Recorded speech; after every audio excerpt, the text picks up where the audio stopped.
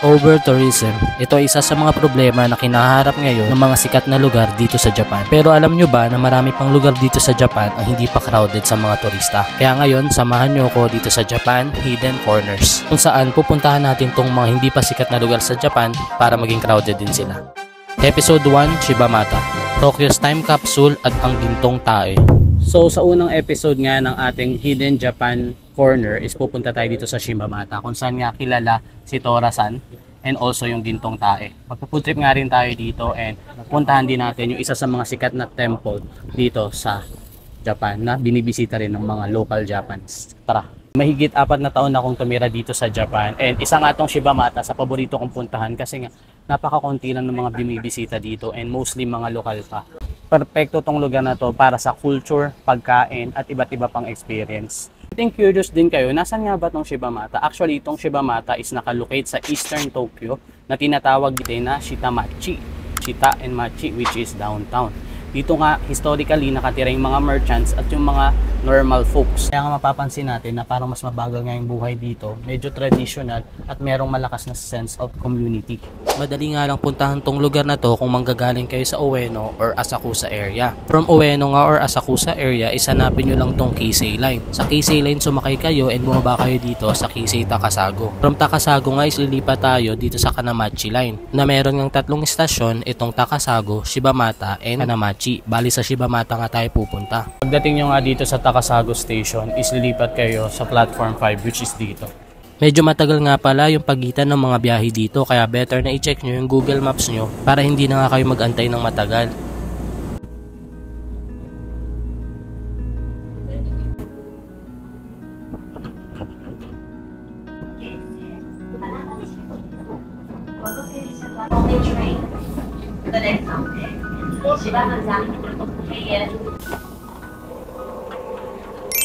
Grabing station dito guys, sobrang nostalgic and para ka talagang bumalik sa nakaraan. Pagdating mo pa nga lang dito sa Shibamata, makikita mo na tong mga pictures kung saan pinapakita yung mga scenes na shooting dito na galing sa isang sikat na movie na kilalang kilala dito sa buong bansa ng Japan. Nandito na nga tayo sa Shibamata Station and kitang-kita nyo na sobrang nostalgic din pati yung itsura ng station dito. And pagdating mo nga sa station is makikita mo kaagad dito itong sculpture ni Tora-san.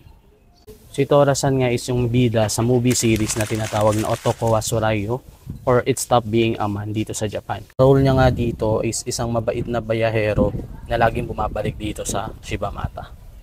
Meron nga ditong interesting na shop and nakita ko lang na meron silang mga tae pero ginto. Ayan, gintong tae. Tanong natin kung para saan yan and kung ano nga bang dahilan kung ba't may gintong tae. Tanong natin kung para saan. Kore wa nano tame desu? Good luck for money. Good luck for money. Yeah, gintong tae. Gintong tae. Okanimochi ni naru. そういうこと。A lot of people had good see and come back here. Good luck. Business, health, study, love, everything. Wow. In Japanese, 金のうんこね。金のうんこ。Yeah, short word, 金運。Kinun. And 金, yeah, Kin-un. that's right. Ah, Give me sugo. money and gold sound same in Japanese. And mean luck and also sound same. So, double meaning. So, golden but short word, 金運。Kinun. So, ito nga daw is gintong tae or 金のタエ。 kin noon? 金のうんこ。 Noungko. So, this serves as good luck for Yes. money. So, Business, health, study, love, everything. everything. So, you will be lucky. Yeah. Hello, my name is Ayako. Welcome to Shibamata.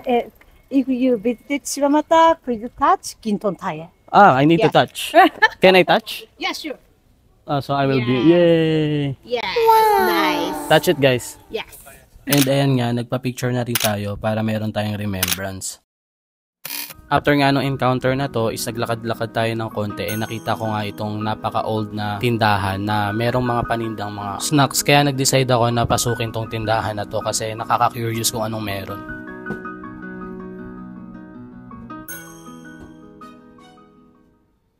Ngayon nga is pumasok tayo dito sa parang retail shop ng mga candies. And tignan nyo, sobrang nostalgic ng lugar na to. Ang dami nga nila ditong mga candies na kinakain ko lang din nung bata ako. Kagaya nito. Meron pa nga tong kutsara, di ba?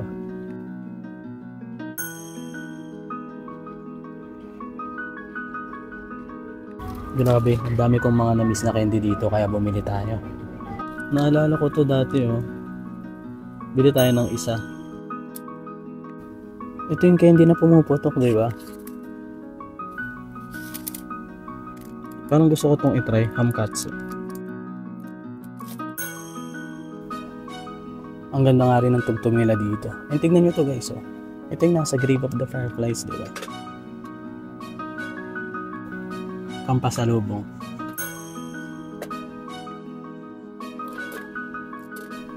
Meron din sila nitong favorite kong umeboshi.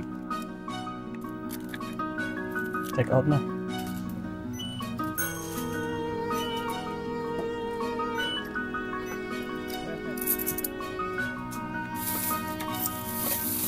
Arigatou gozaimasu.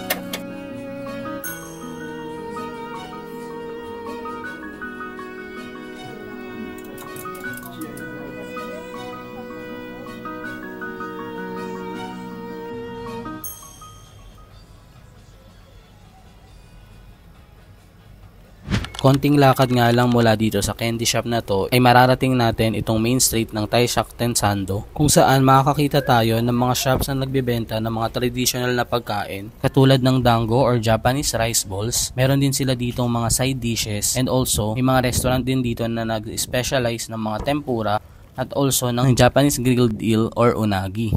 Saturday nga ng 2 PM ako pumunta dito pero grabe sobrang konti lang ng taong bumibisita dito ngayon.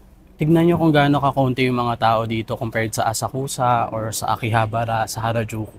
Kaya guys, if hindi nyo naman first time pumunta sa Japan, I suggest na puntahan nyo rin tong Shibamata. Since nandito na rin naman tayo, is dadaling ko kayo sa paborito kong restaurant dito na nagtitinda ng dango or ng Japanese rice balls. Para lang siyang palitaw pero meron siyang toppings na pwedeng red beans, pwedeng nori, or kung ano-ano pa, depende sa season. Bili tayo ng dango guys. Tignan nyo, ang daming mga klase ng dango dito. Pero ito yung gusto kong subukan.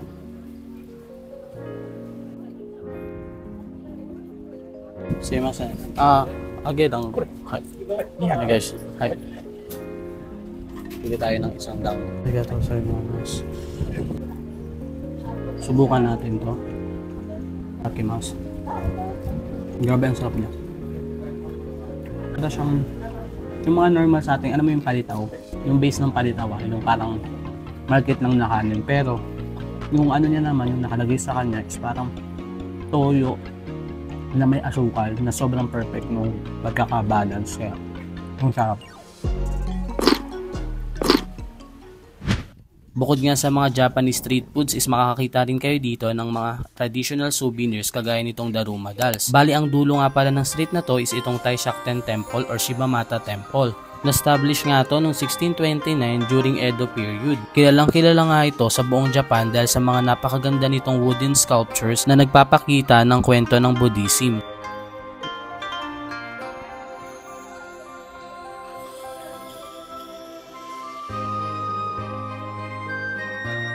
Pagdating nga natin dito sa labas, sa may bandang garden is makikita nga natin tong mga statwa ng ahas tsaka ng mga golden poop. Yung ahas naman is itinuturing namin sa hero ng Diyosang si Benzaiten. Siya ang Diyosa na nag-uugnay sa lahat ng dumadaloy o umaagos tulad ng tubig tsaka pera. Kaya ang kombinasyon ng ahas at swerte na poop ay isang makapangyarihang simbolo dito para sa proteksyon at sa pang-akit ng magandang kapalaran.